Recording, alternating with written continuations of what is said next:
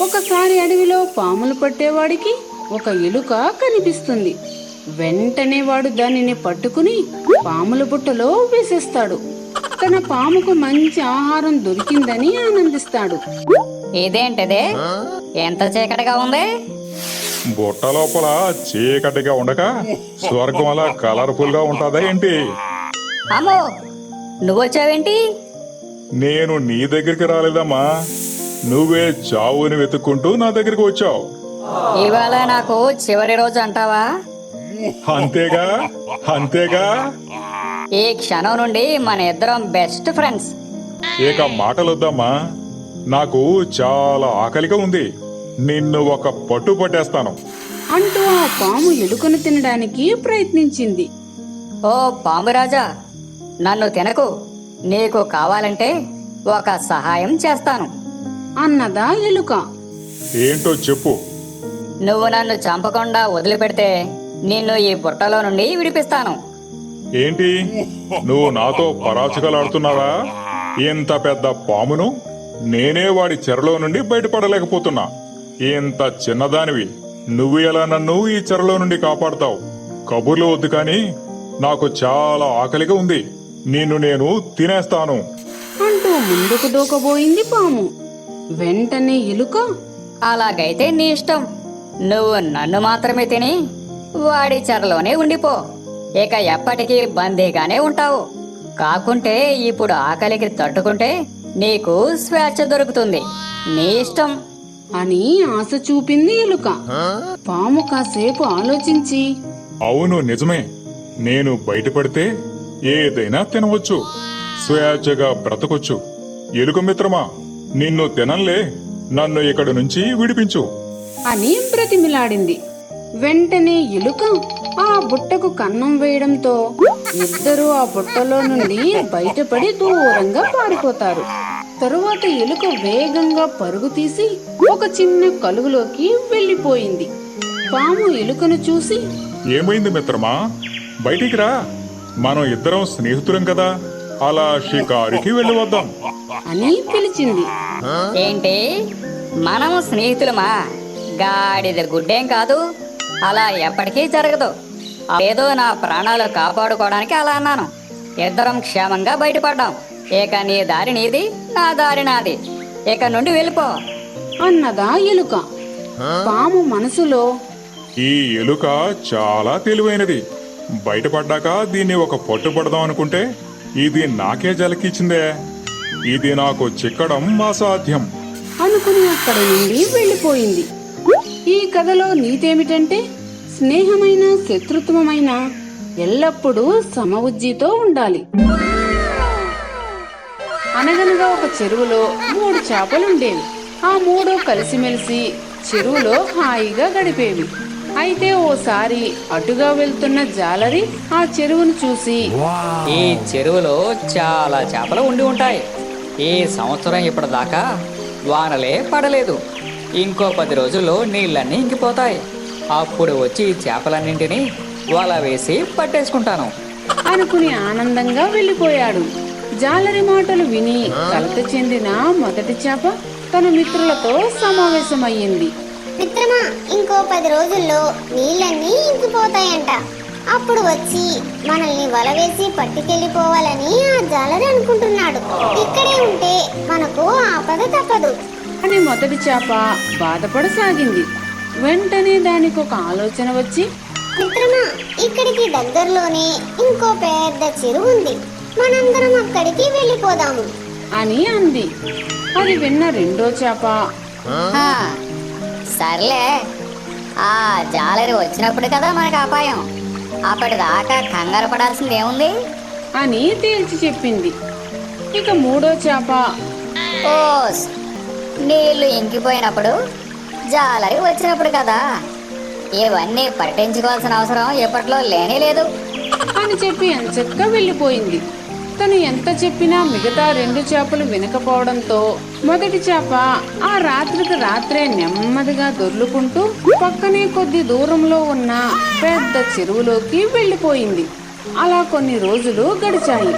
చెరువులో నీళ్లు ఇంకిపోసాగాయి. అది తెలిసిన జాలరి వల తీసుకుని చెరువు వద్దకు వచ్చాడు. జాలరిని చూసిన రెండో చేప కాస్తంత తెలివిగా ఆలోచించి చచ్చిన దానిలా పడి ఉంది. అరే, ఈ చేప ఏదో చచ్చినట్టుంది. చిచి, చచ్చిన చేప నాకెందుకు అనుకుంటూ జాలరి దాన్నెత్తి దూరంగా విసిరి పాడేశాడు. జాలరి విసిరిన విసురుతో అది పక్కనే ఉన్న చిన్న నీటి కొలనులో పడి ప్రాణాలు దక్కించుకుంది. ఇక చెప్పిన మాట వినని మూడో చేప మాత్రం వలలో పడి గిలగిలా తన్నుకోసాగింది. ఆ చేపని చూసి అతడు, ఆహా, ఎంత పెద్ద చేపో, భలేగా వలలో పడింది.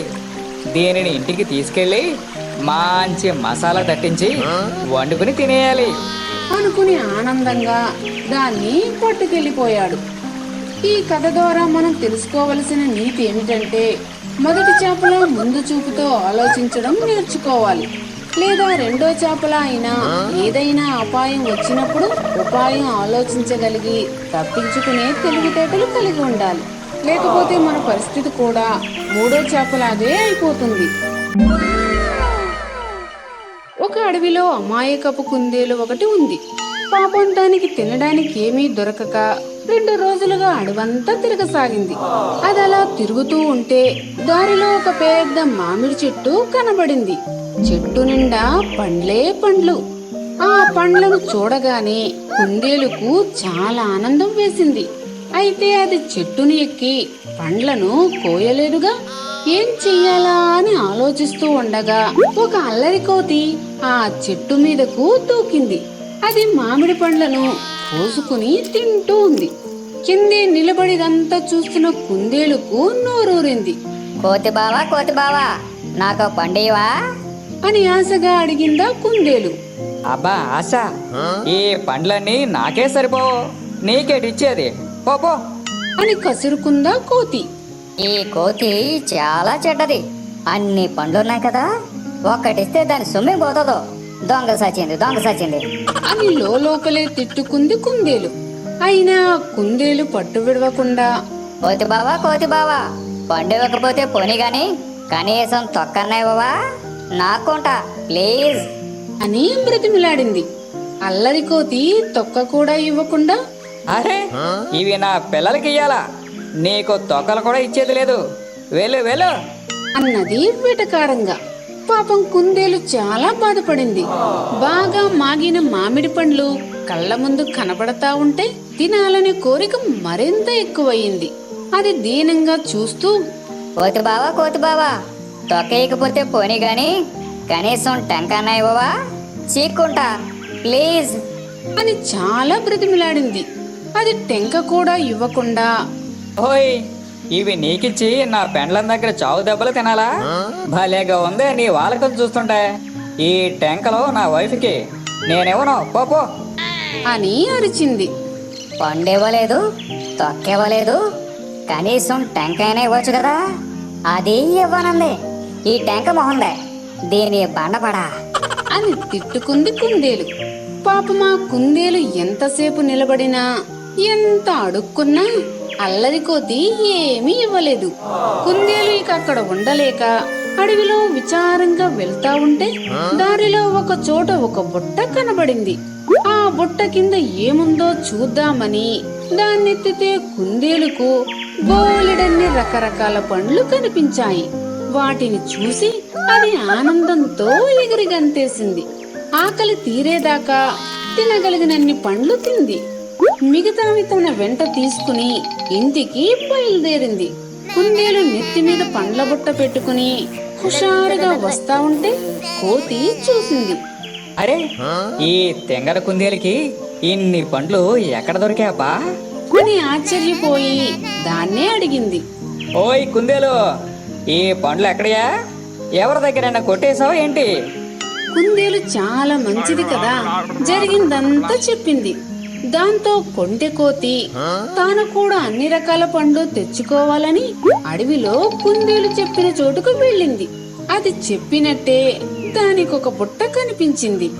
ఆహా, ఆ బుట్ట కింద పండ్లే పండ్లు.